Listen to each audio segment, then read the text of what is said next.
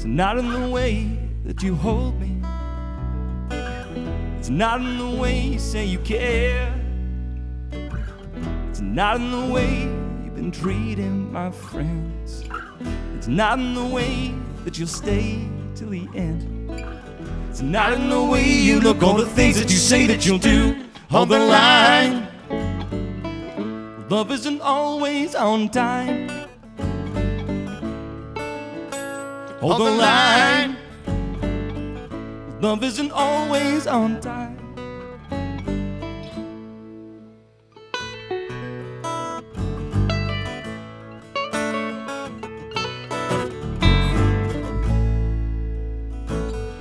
It's not in the words that you told me.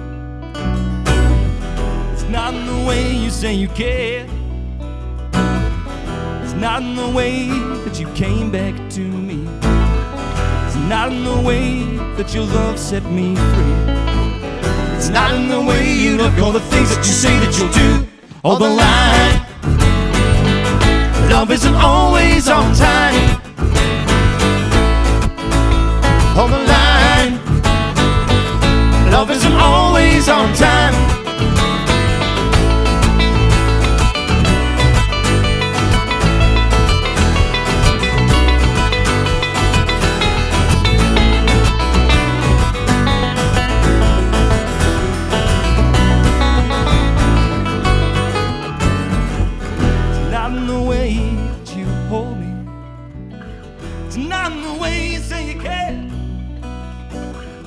Not in the way that you came back to me. It's not in the way that your love sets me free. It's not in the way you look, all the things that you say that you'll do. All the line. Love isn't always on time. All the line. Love isn't always on time. Love isn't always on time. All the line. Love isn't always on time. Hold the line. Love isn't always on time. Hold the line. Hold the line. Hold the line. Hold the line.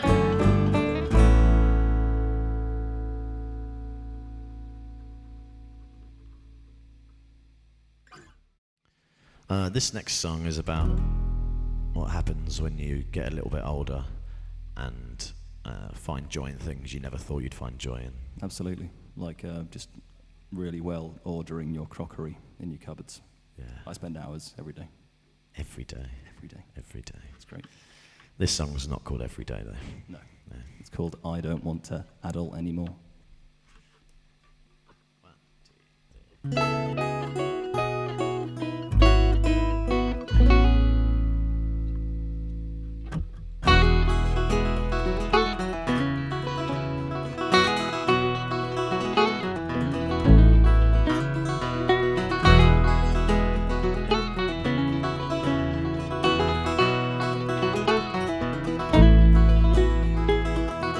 Cleaning dishes and paying bills, buying fucking air fryers to get your thrills.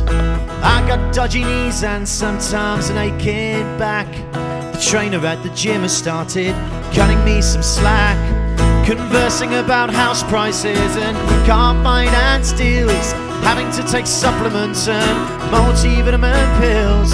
We used to be so rock and roll, but all those parties took their toll. Now I'm drinking herbal teas instead of sniffing coke. Oh, can someone, anyone tell me what is happening to me? This thing called life just hits you like a car into a tree. Someone put me in a room, make sure you lock the doors, 'cause I don't want to adult anymore.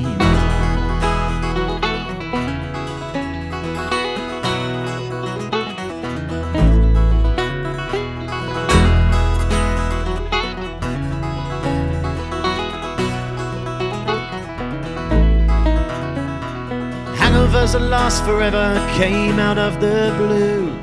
Nowadays I'm lucky if they're gone after day 2. Weekends with the in-laws, dressed up in my Sunday best. Gone are the days that weekends were just 3 days on the sesh. Involuntary noises every time I leave my chair. Driving past the bowls club knowing someday I'll be there. And now I'm doing that thing I hate, saying wait until you're my age, mate. But all these things upon my plate are starting to take their toll.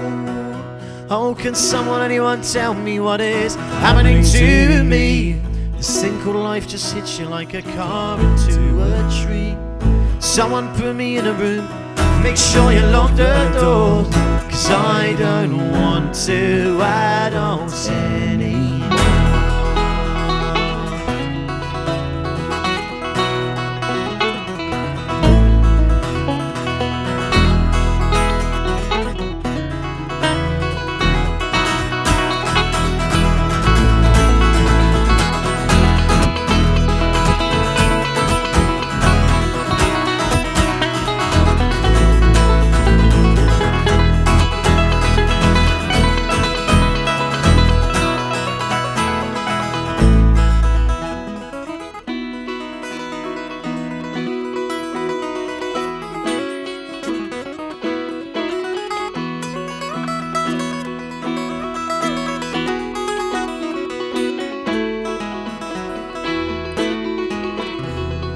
Absolutely buzzing to buy a new plant pot, instead of getting rat-arsed with the boys from 12 o'clock.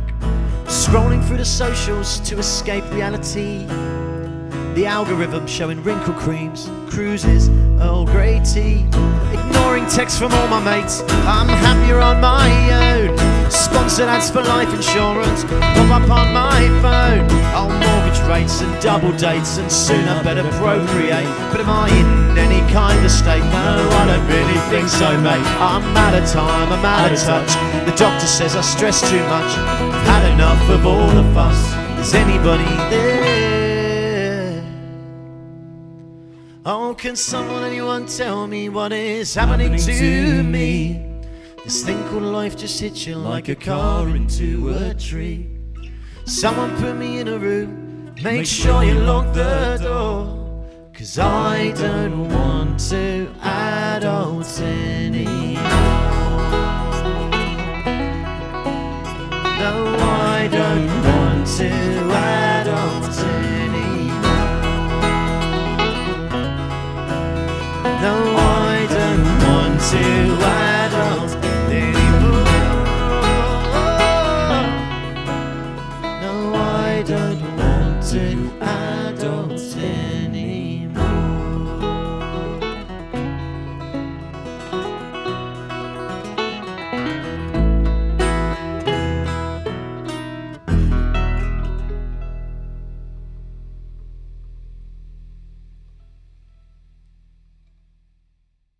Sweet. Okay, good. Yeah. Awesome.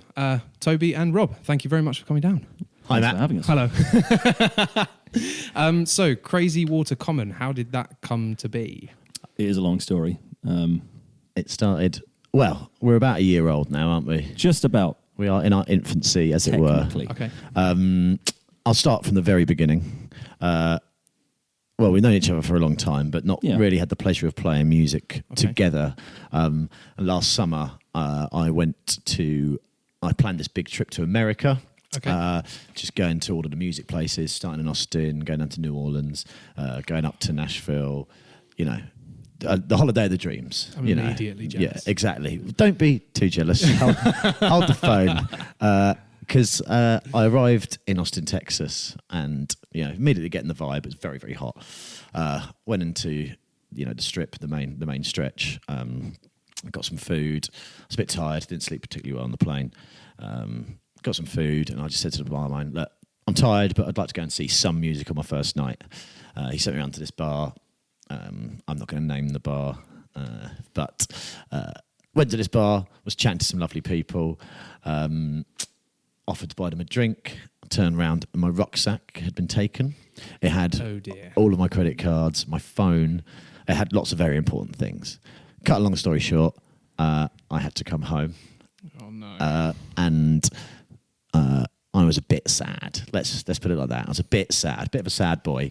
Got an old phone of mine. Okay. Turned it on. Bing. Oh, got a Facebook message from Rob Wicks. What's this say? Hey, ma'am, do you want to come out to Switzerland, all expenses paid for a week, and go and play music with me? The universe works in mysterious ways. Very true. Yeah. So And then, on the other side of the fence, I was in Zermatt, in Switzerland. Place I love very much, done lots of work over the years. And I was with a band on a residency for the whole summer. And then what happened is the rest of the guys had to go back home to one of some other contracts that we had, just, show contracts. And they had to leave me there.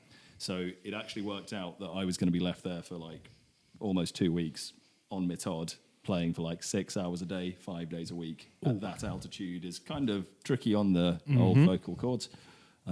So I was desperately texting Toby, just like, dude, please. he was help me." desperate. He was only text me because he was desperate. Yeah, 100%, yeah. He didn't actually want me there. Oh, no. Only sheer desperation would make that text happen. Don't worry, you weren't too much for a bother. No, but genuinely, it worked really well straight off. And we started sort of figuring loads of cool stuff out. And Cool. It probably took a couple of days before we really let loose and figured out. sunk into it, and something just clicked, and we were like, why haven't we done this sooner? Yeah. So as soon as I got back in September, we started rehearsing and writing and just having at it, and here we are now. Very nice. Yeah, so there you go. That was awesome. the elongated origin story for me. Yeah. Oh, we could have made it longer. Oh, 100%. So you were saying in where was it in Switzerland? Sorry, Zermatt. Zermatt. And was that with? You were also part of another project as well. Yeah, totally. So at that point, I was playing with a function band called Voyages, which was an offshoot of Coco and the Butterfields, which was a band I was in for the past 10 years. Okay. Or slightly more even. We just had that. So we'd done a lot of work out there before, and a lot of alpine season work as well. Mm-hmm. So it seemed like a very nice way to spend the summer, and we got some friends over there. And it's just a cool place to be. So we were like, yes, we would love to come and live in the mountains for 2 months. That sounds great. I do like being in the mountains. It's a lot of fun. Do you ski? I snowboard. Yeah, nice. Yeah, I'm sorry. You're a cool kid. I could I'm tell. glad you said a cool kid. Yeah. Tell from the I off. was waiting for you just to say, oh, he's one of them. Yeah, no. It's like, oh, no. I've been working in the Alps for something like 7 or 8 years now, and I've been skiing a total of 3 times. Nice. That's And I didn't die either. well, that's a good average. That's I couldn't good. dance in the Alps without messing up my knee, so I think skiing's probably out the question. So, We need to make it happen one day, though. I'm interested to see how it goes down. do you know what I realised? That the initial question was Crazy Water Common. Where's that from? The name. Right. The name good didn't. point. Yes. The name didn't. Thank you for keeping me on track. At least well, someone knows what they're doing. obviously- I have no idea. because I got robbed in America. Come on. It's a sad story, guys. Well, no. In Zermatt, one of the venues was called the Living Room. Yeah. And we played outside the living room, which we christened the Common. Yeah. It seemed like so. And there was a particular Irish couple who would always come and see us, who'd bring a big bottle of Pachin or not a Crazy Water. Yeah. So, the Crazy Water became a bit of a pre-gig tradition. Okay. Our good friend, the barman. Pre, during, and post. Sorry, not barman, bar chef. If he watches this and I don't call him bar chef, he will flip out at me. Peace out, pocket. Before our show every night, to kind of turbocharge us, he would just give us a little shot of Pachin to start us off. And it always went fairly well. So a bit of the Crazy Water sorts you right out. Apparently. Nice. Spicy. Yeah, very spicy. It's like, oh. Yeah, definitely. There's a bit of that when it goes down. Yeah. That's a cool name, though. It's a really cool name. And the fact that it's actually got a story to it as well, because I think sometimes it's very easy to just pluck a band's name out of the sky. Totally, yeah. Which is fine. Don't get me wrong, but to actually have a story behind it is really good. Can you talk us a little bit about your setup? Because it's for a 2-piece, you've got quite a lot going on. Which is most awesome. people sort of start a duo so they can be a little bit more mobile and not take you up. guys. No, we've fucked up there, really, haven't we? We didn't get the memo. No. Well, let's go through your stuff first. Okay, right. So I will run through everything I have. First on stage, I have this, which is a Deering Eagle 2, which has been my full-time touring banjo for about coming on for 10 years now. Very cool. So yeah, it is absolutely brilliant. Made out in San Diego. They're great people. Buy their banjos. Small plug there.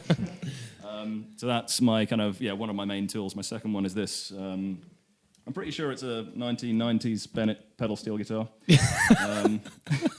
This is brilliant. Can we Toby has adopted the position there. yeah, you just tell it that, mate. It's fine. Oh yeah, that's miles better. Yeah, there you go. Very manly. Look at that. I'll point towards it. You can carry It's great, yeah. So for those of you who don't know what the pedal steel is, it's very much like a lap steel guitar, apart from for people who deeply hate themselves and want to make their life very difficult. But it is really, really fun. Don't get me wrong. It is one of my favourite sounding instruments in the world, and as I'm actually sort of learning how to play it, it's becoming one of my favourites to play as well. It does sound fantastic. So yeah, that's cool. my stuff, really. The rest is just window dressing. Awesome. And Toby?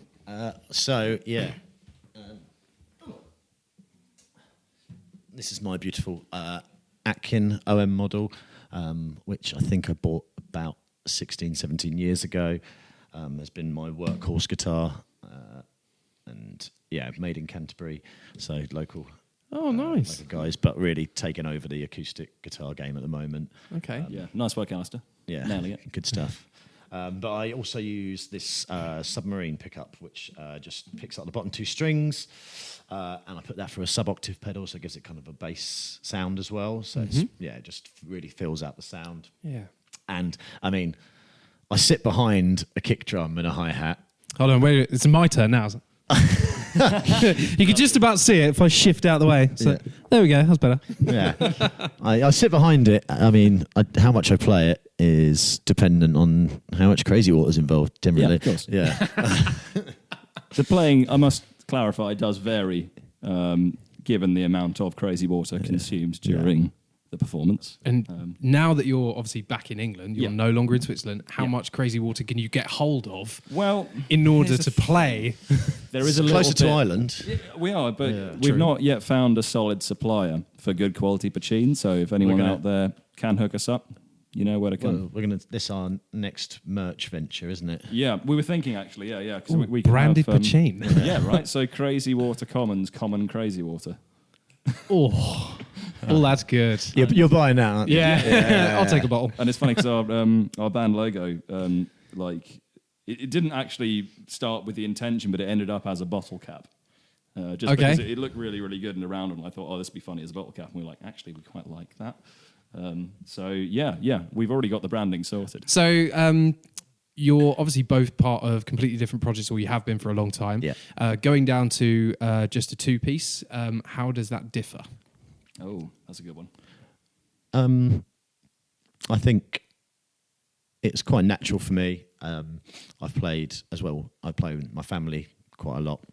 And not only in the big family band, but I've played in a duo with my brother. Okay. When I was about 15, 16, no, before that, about 13, 14, I'd go out with just my dad, and I would go out and gig. So a duo is something I'm quite used to. The one that I struggle with, just pure solo. It's not something that I do very often. When I do enjoy it, but you're quite used to it, aren't you? Yeah, I've done a lot of stuff on my own, but never in a sort of major professional capacity. Yes, in a professional capacity, but I've never sort of run with it as my kind of first and foremost project. Yeah, definitely. And to be fair, the weird thing is, I've been doing this for I've been a working musician for how long? Over 10 years, and I've never actually released anything under my own name either. Oh, really? Which I think, Which is why you're changing your name to Crazy Water Commons. yes.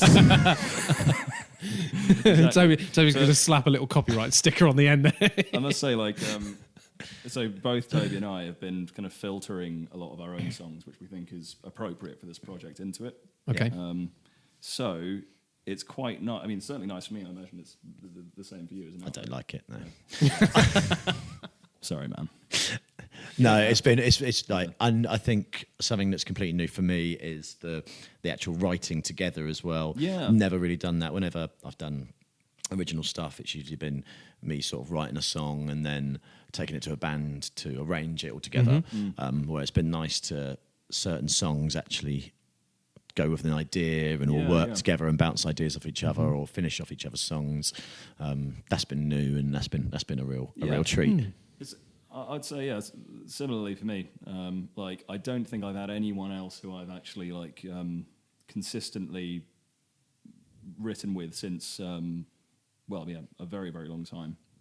Since I was in very, very heavy angry rock bands very long time ago. As we all are. Yeah, absolutely. It's like a rite of passage 100%. particularly for a UK musician. You have to go through an angry stage. Yeah, you've got to get the angst out. Yeah. And then slowly you just calm I just down. cried a lot. And then, Alone. I got it all out though. Good now, guys. just do that 20-minute bit before rehearsal. Just like, just leave me be. Get there. Yeah, I mean, I really thought that like the kind of the setting up and the getting in and out would be easier, but if anything, it's probably more gear per person. And you go, we can do all these other venues that can't fit a band in. You can, but either Rob's directly in front of me or I'm behind. He's behind. Yeah, we're definitely at that beginning stage where we're playing all the very, very small venues. It's great fun. And that's interesting as well. Like, that's another topic. Do you have a preference of venue? Like, because I think personally for me, like, I'm not a huge fan of going and seeing like a band at like an enormous stadium or a festival or something. Personally, I enjoy seeing bands in maybe like a 200 max capacity venue. That's a nice size. Yeah. Always, yeah. I've definitely I picked up some favourite venues around the country actually, and festival stages and things. But most of them tend to be that kind of reasonably small size. So nothing really above 400 cap, because I mean, don't get me wrong, like Shepherd's Bush Empire is one of my favourites, and for me that was like a bucket list ticked off. That's one of the only kind of big theatre gigs where I've ever felt like, yes, this is amazing. Like this, because it was really sort of warm. It's probably my favourite to go and see a gig at as well. But to be honest, I find the more intimate places a lot more engaging, generally speaking. I think it definitely depends on the style of music a lot as well. Oh, certainly. And I think you'd change your set list depending on what the audience are doing as well. I mean, I think a lot of our stuff sometimes begs more for that intimate listening crowd, but we have got material that will get people dancing and could be up the bill on a festival as well. So well, we'll have to. We can do it all. Don't forget it. I think having that level of adaptability as a musician is really important. Because again, you never know what you're going to walk into. Right? Just unless you've had a chance to scope out the venue a lot before, you might walk in and everyone's sat down and having dinner, and you're like, "We're about to play a metal set. Yeah. This is going to go well." How about you, Matt? Have you got like a favourite or a... I've never played there, but talking about bucket lists, Ronnie Scott's. I would absolutely love that. I would adore to play there. Just because I've been there several times just to go and watch people. The sound is always, in my opinion, second to none. It's ridiculous, and just the quality of the artists and the history as well. It's so cool. It's really cool. That's a good shout. Yeah, I'd love to be able to do that. You guys are obviously more seasoned musicians now. You've been in the game for quite a long time. Have you got any advice for people on the come up? Oh, wow. You want to go first? Sure. Just try and lose your ego out the door.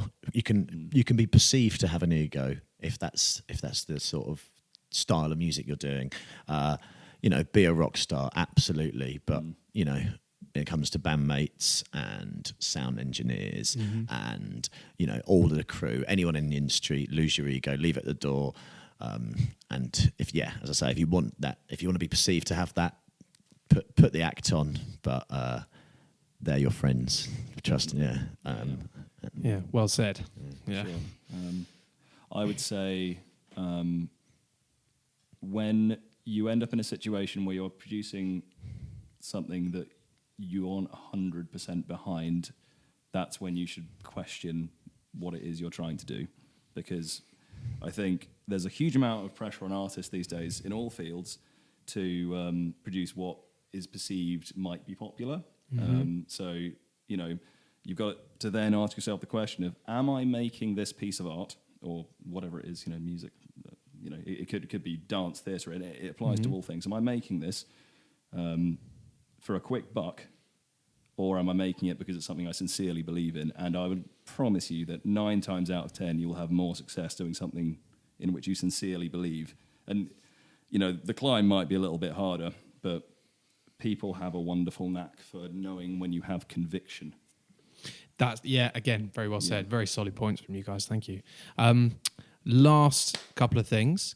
Where can people find you guys? Well, you can find us on our brand new website, www.crazywatercommon.com. Brilliant. Fucked it up. Nailed it. Fucked it. Hang on. You Cut had it. one job. Take 2. Oh, you can find us at www.crazywatercommon.com. Nice, you nailed it. Well done. You can also find us on Instagram, on Facebook. We will be probably on more streaming platforms than we are right now very soon as we have something official to release. At the moment, we have some demos up on SoundCloud that you can just give a quick listen to get a feel of what's coming your way. But we'll be in the studio later this month, hopefully, and more things will be out. Awesome. Which studio? Very, very secret. Okay. All right. Top secret. Top Nice. secret. All will be announced. Yeah, absolutely. Awesome. But Looking let's just forward to say it. we have some lovely friends who have agreed to help us with some new recordings, which we're very excited to work with as well. So That's Yeah. brilliant. Well, good luck, chaps. Really, really excited to hear those new tunes as and when they come out. And much appreciated. Thank you so much for coming down. Thanks for having us. Absolutely. It's been a No worries. pleasure. Well, good. Yeah, Last question. Dead or Yes. alive, who would you guys love to work with? Oh, just one person? We're going for Could be a group, could be... Oh, right. Okay. Yeah, difficult. 2 seconds. Do you know, I got asked this on a radio interview probably a year or 2 ago and hadn't prepared.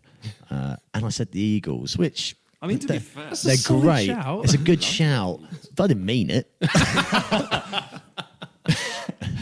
please don't sue us, Don Henley. Yeah, I mean, I love the Eagles. I love everything they've done. And I think my head went, they're just that band that just did everything musically right. Yeah. So that was my answer then. But my real answer is Rob Wicks. Oh. Hold on, let me just crack out the world's smallest violin. I feel so romanced. No, I'll tell you what, actually. There is a living producer which I would love to work with one day. Okay. And that's because all his records sound amazing. And if ever I watch an interview with him, or I just hear him speak or see him write anything, I always agree with almost all of it in terms of production, and that is Dave Cobb. Okay. I and, don't know Dave Cobb. So he did a lot of Chris Stapleton stuff. Okay. I'm trying to think of all the other bands he's worked with, and they all sound brilliant. Hang on. Sorry, Dave. I'm literally blanking on this right now. Anyway, It's all good. he's great. Go and look him up. Yeah, Fantastic. I've got my real one now as well. Okay. Mr. Blobby. yeah, fair. Yeah. I mean, Ever since I was a young man. did he not terrify you? And he's the whole reason I play. It's your sole inspiration. Yeah, absolutely. He's the sole reason I have nightmares. You try and sneak like a Mr. Blobby sticker on the side of your guitar or something. Have you not seen the back of it? Oh, no. What have you started? Oh, God. If someone comes to one of your gigs dressed as Mr. Blobby, that's going to be one of the greatest. Off the back of this, if that happens, yeah. someone please do Die a it. happy man. There you go. Yeah. Bucket list. Awesome. I will be Gents, filing for psychological trauma. thank you so much for coming down. Good luck with everything and hope to have you back sometime soon. Thanks, you very Matt. much, Awesome. No worries, guys. Cheers. Cheers.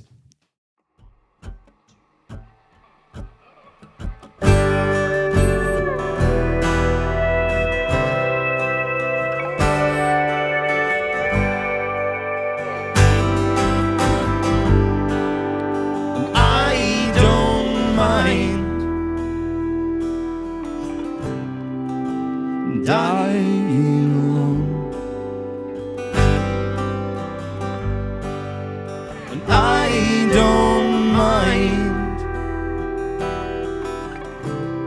walking home through the cold. So before you ask me if I'm with you till the end,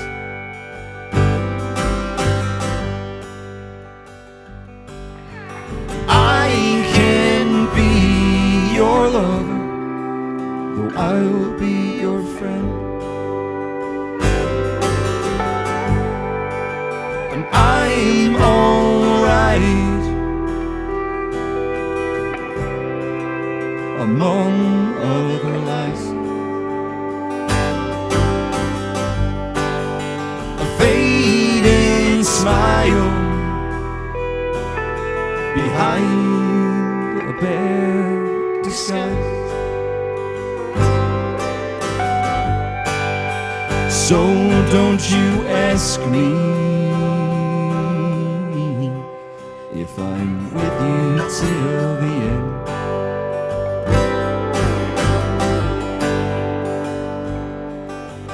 I can be your lover, or I'll be your friend.